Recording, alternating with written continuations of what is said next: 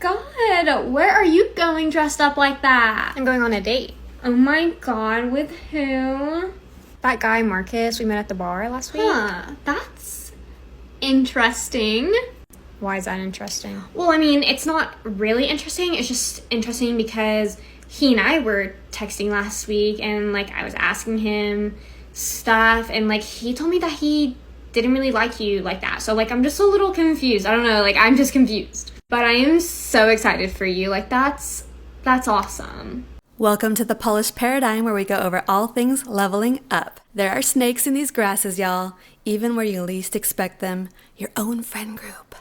You wouldn't hang around someone you didn't like, but some people actually do, and they will refer to you as their best friend. Let's learn how to spot these hidden haters and what to do when you find one. 7 ways to tell if your friend actually hates you. You know when you have that little rat that everything you do, they just like make fun of you? Like, oh, why are you wearing this? Like, why are you doing this? Like, if they're always just trying to put you down and make fun of you, if they do that, they probably hate you. They talk about themselves constantly and never ask you about yourself. The only way the conversation progresses is if they're talking about themselves. So you ask them questions about their family, ask them about how they're going, like they never ask you about you and they're always just chatting shit about them. The third one is pretty similar to the first. If you bring up something that's been happening in your life, for an example, like you've had a death or a really tough time and you're like, you know what, yeah, life's been like really hard lately, like yada yada. Like they make it about them and oh yeah, I just got a promotion at work. They just cannot stand the thought of you talking about something that is important to you.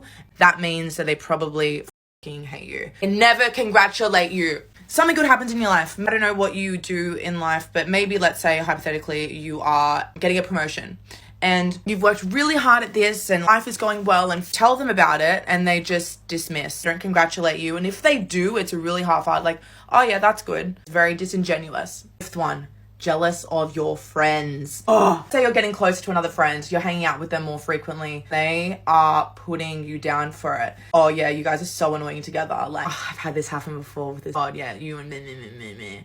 They're jealous of you having other friends. Maybe if they weren't such a bitch, you'd be hanging out with them more. Number 6 puts you down. So you know a friend that's like, oh, why did you post that on social media? Like, that's weird. Oh, like, who are you trying to be? So lame. Like, you're so embarrassing. They'll probably most likely be forwarding your stuff to other people that are also little rat moles, and they'll be bitching about you behind their back because they too are also a rat mole conglomerate. So if you don't talk to yourself like that, then why the fuck would you allow someone that's a little rodent to talk about you like that? Do you understand? Okay, good. Last but not least is they try to exclude you.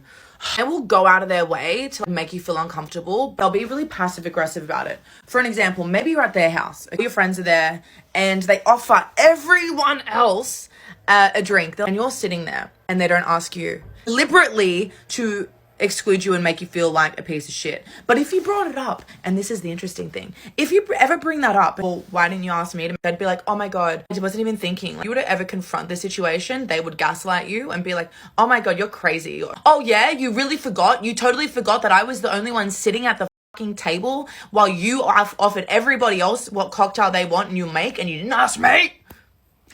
I guess it's a little bit personal for me. If anyone does this to you, any of these 7 things, do yourself a favor and sack off those little rats. Jealous of you. They probably wish they were you. Some people will be friends with you through your hardships because they thrive off hearing about your drama, your misfortunes, bad experiences with men.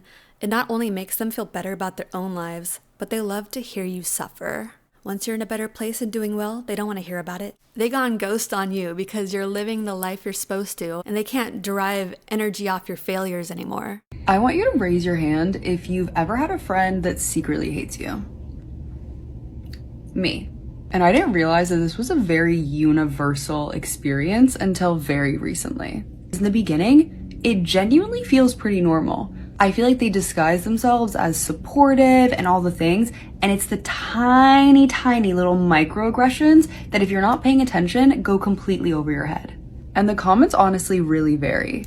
They can be about your friends, what you're wearing, what you've been up to recently. And I feel like the biggest indicator when they say these sentences, it's always like, oh, and then they lead with whatever they're gonna say. Oh, you're hanging out with this person? Oh, I definitely wouldn't do that if I were you. And the craziest part is, it's all simultaneously coupled with them adopting things that are very much you. Copying the way you dress, copying your mannerisms, maybe even going as far as dating people that are very similar to the people that you date, becoming friends with people that are very much your friends. And I think being an empathetic person, I'd find myself in situations making excuses to be like, oh, well, she just had a bad day. That's like why she said something like that. Instead of sitting there and realizing that that girl hates you. Like in my life, I met this girl last year and very, very quickly, she like latched on to me. And at first I was like, oh, that's kind of odd. You're literally telling me all about your life and I met you maybe a week ago. And I watched her interact with her other friends. Like they would call her and the way she would like roll her eyes or like make snarky little comments. But I was like, wait, we literally saw them out a couple days ago. Or you literally were just talking about how nice they were. Like there was no consistency across any board. And this should have been red flag number one. Because the way that someone speaks about their other friends in your presence is the exact same way they're gonna talk about you. Second red flag was the inconsistency. One day she'd be super hot, the next day completely cold. Like I'm talking about unfollow out of nowhere one day, then pretend they don't know you the next when other people are around. And as I sit here and reflect, I honestly think I've cracked the code. These girls aren't jealous of the things that you have, or honestly, the way that you look. What they're jealous of is your energy, your aura, your je ne sais pas quoi. The vibe that you emit and your spark shakes them so deeply to their core that they're reminded that they can do better, but choose not to. So simply put, you got these girls shook. You ever have a friend tell you all their other friends' business? So you just know that you'll never be able to trust that person? So the first time I ever hung out with this one girl, she told me her biggest secret. And then she told me her best friend's biggest secret. And then she looks over at me and goes, so what's your biggest secret? And I'm like, I don't have a secret.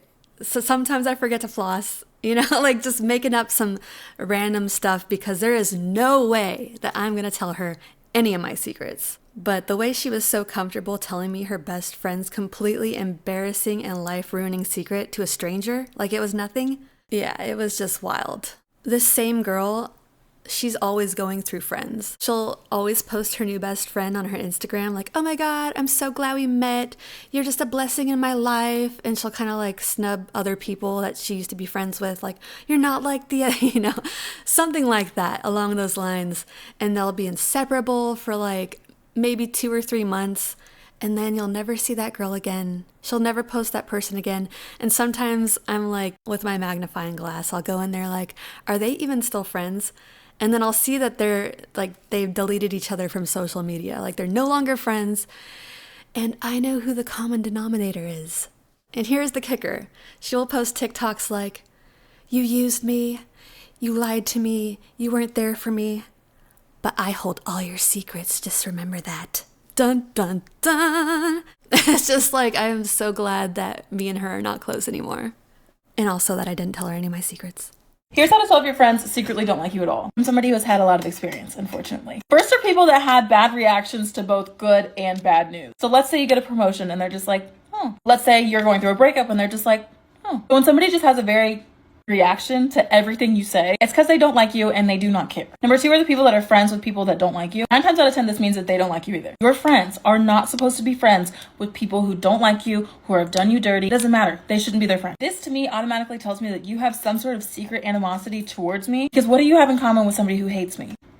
Number 3, people who are always in competition with you. This one is tricky and can honestly take a little bit to pick up on. Some signs that I've noticed in my past friendships are like people who can't compliment you, people who are like constantly trying to like assert their dominance. So like tell you why my relationship is better than yours, my clothes are better than yours, my hair is better than yours. Just in general, kind of like rain on all of your parade. And 99.99% of the time, these people are jealous of you and severely insecure. Let's talk about 6 signs that your friend actually doesn't care about you. These are the people that I absolutely do not surround myself with, and if I notice these behaviors, I definitely make an effort not to be their friend. Number 1, they don't comment on your Instagram posts to hype you up. I know some people are going to say this is stupid because it's social media, but if you post something and they know you posted it, whether they view your story or like the picture itself, and they don't choose to compliment like on the photo, that's weird. Number 2, they don't take the time to listen to your problems. This is a type of friend that blabs on and on about their problems, and then when you finally ask for some help or advice, they don't even give you the time of day and listen to what you have to say. These friendships are just so clearly one-sided. Number 3, they prioritize their guy quests over your friendship.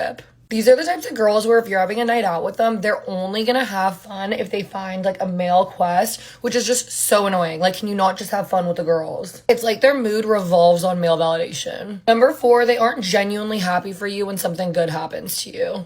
It is so obvious to me when someone's genuinely happy for me versus like fake happy. Number 5, they don't follow girl code with guys. If she doesn't understand girl code, if she's like going after your ex or anything like that, no, she is not your friend. And number 6, when they don't tell you that you like have something in your teeth or something about you is like messed up that you can easily fix. Like if I'm walking away from a conversation with one of my friends and then I realize I have like some huge thing in my teeth, I'm like, really? You tried to sabotage me? But I only want to hear it if I'm able to change it, not if it's like something about like my literal face. If your friend isn't actually there for you when you need it, constantly supporting you, whether it's liking all your social media posts or just asking how you're doing after that breakup, they may be trying to leverage your resources. This could even be just being their arm candy for a night out. I've definitely had friends like this before. Only hit me up when they want to go bar hopping and they need their hot friend to pull in more dudes or validate them. Then once you get on your level up lifestyle and cut out most drinking and late nights, they basically aren't your friend anymore. They stop hitting you up, they get new friends, and you see them in their stories partying it up with somebody else. It's okay to outgrow people though, that's just life. You win some, you lose some. These are the top 5 red flags of your besties. If your bestie is boy crazy, every conversation you have with them eventually leads back to men. Their life revolves around men. They are obsessed with both male attention and being in a relationship. They will prioritize their romantic relationships over their friendships. So once they get a partner, you may not see them until 2075. Most likely, they have pick-me energy and they will throw you under a bus for a man in a heartbeat. Next up, we have the victim. The victim always needs to be saved. She's the queen of sob stories and something is always going wrong in her life. She's gonna need to lean on you at all times. The victim is never in control of their life. And when you investigate their story sometimes, you're like, that could have been prevented. The victim is very stubborn. And no matter what advice you give them, they will never listen to it. They will never grab the bull by the horns. And instead, you're going to be left frustrated as hell. If you're empathetic, you may feel bad for the victim, but they may also turn into an energy vampire who calls you and leans on you at all times. And even if you were at a high, by the time you get off the phone with them, you at a low. The truth of the matter is they are addicted to being the victim and there's nothing you can do about it. This one is very triggering to me. This is the red flag of opportunistic. The opportunistic bestie is friends with you for a reason. They are looking for the next come up through people. These people are very shallow and they will abandon you for the next person for whatever reason. Be someone that has more money than you, someone they think has more social status, someone that they think just has something, and they will latch on to the next person. These people are cold and there are no real emotional connections with them, but boy, do they know how to turn on the charisma and the charm when they need to. They have people in a hierarchy in their minds. They are obsessed with people's careers and jobs, and they're very, very much focused on leveling up, but it will come to a detriment. This person will step or stomp on your head to get to where they're going with no hesitation. Number 4 is Little Miss Me, Myself, and I. I'm all for self-love and self-care, but this person takes it to another level. They are first, second, and third in their life. Is she narcissistic? Hell yes. Does she love you? You don't know. You will pretty much be a glorified assistant in this relationship. Will she remember your birthdays, your kids' names, most details about you? Hell no. This relationship is very one-sided, and she will expect you to do a lot of things for her. You could be on the phone with her for 2-3 hours. She won't ask you one question about yourself. If you have this friend in your life, you need to probably go into therapy, counseling, or being an assistant, because at least you could get paid for your services, sis. Saving the best for last, this is the finale. We have bad mind. Bad mind is a Jamaican word, yes, I'm Jamaican, which describes someone who's malicious, competitive, wishing horrible things on you, very jealous, and they keep it on the low. This friend is the ultimate hater, and the easiest way to actually spot them is through their hateration, because they will be hating on a lot of people. They may say things like, why do they get so much attention? Why do they get so much love on social media? Why do they think they're so cute? Something of that sort. Everyone rubs them the wrong way. Remember, if they can't feel good things for other people, they can't feel good things for you. This person is plotting on your demise. They are competing with you. They are not wishing you well, and they keep you close so they can spy on your life. This is the most toxic red flag there is. If they feel you pulling away, they will be upset. They will say you changed up. They will not like you glowing up, growing up, doing anything to level up. It's all a threat to them.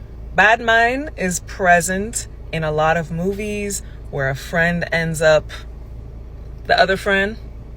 Yeah. These things happen in real life. They happen on screen. They are threats to your survival, your success, your secrecy, anything you have going on. Cut them off like cancer. Get rid of them.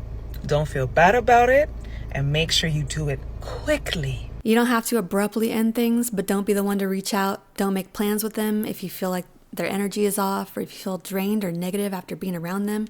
And you will know. Your friends should be boosting you up. You should feel great and re-energized and recharged after hanging out with them, not drained and like not looking forward to the next time you're together.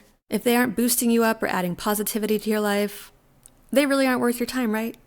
Don't be friends with someone just because you feel like a hostage in their life. Also, sunken cost fallacy is a real thing.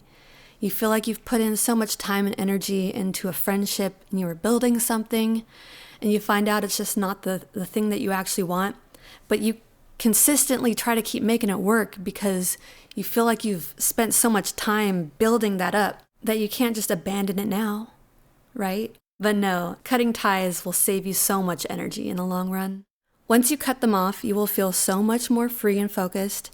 Your energy will be freed up to attract someone better in your life, someone worth actually being there. When you're stuck with the wrong person, and this goes for men too, boyfriends and whatnot, guys you're dating, these people are holding a spot in your life, and they're making it so you can't find anyone better because your focus is on them. So once you free that up, you're golden. Even if you feel alone for a little bit, it's so much better than being stuck with the wrong person for way too long. And that's kind of the hardships of being loyal. You give people unlimited chances, and then you feel like you get mad at yourself for it at the end when you realize now is probably the time to cut them off, and you wish you would have done it sooner. Anyways, that's all I have for now.